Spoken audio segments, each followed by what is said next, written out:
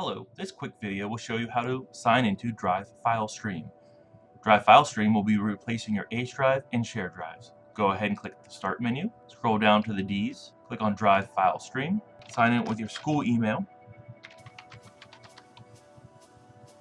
enter your secure password. I have two-step verification on. If you do not already have this, you may want to do that. At this point, Google Drive File Stream is loading your files from the Google Drive in the cloud onto your local computer. Once you're signed into Google Drive File Stream, you can look at the different options. You're able to stream Google Drive files right to your computer, save disk space by only downloading the files you need, and mark items available offline to edit without a connection. Go ahead and click on Open Google Drive folder. As you can see here, in your Windows Explorer, you have a drive called Google Drive File Stream, letter G. If I click on my drive, I'll be able to see some of my documents here. As you can see, if I click this PC, I now have a drive called Google Drive File Stream. You most likely will not have your home drive, student home folder, shared folder. However, these should be disappearing soon. Do not use them if they show up. Do not have your students use them if they show up. Students will be using Google File Drive Stream as well. Click on Google Drive File Stream.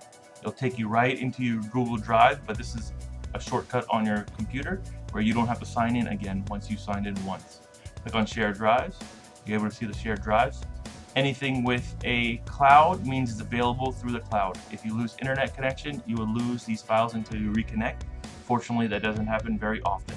If I right-click on it, I can make it so it is available offline.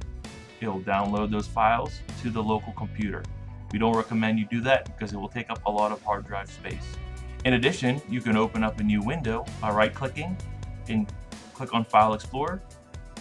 I want to split the screen by dragging to the corner here. If you already have your H drive, if you haven't transferred your files yet from your H drive, you can open two windows like this. Go to your H drive. I apologize for the extra drives there.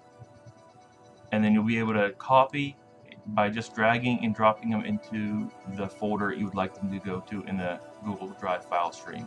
In addition, you can also organize your files in your drive through your local computer without having going into the drive. For example, if I go into Students Forms, I can highlight everything and hit delete. If you delete them here, it'll also delete them in the Google Drive. In addition, Google Drive File Stream preserves Microsoft format. For example, Word, Excel, PowerPoint.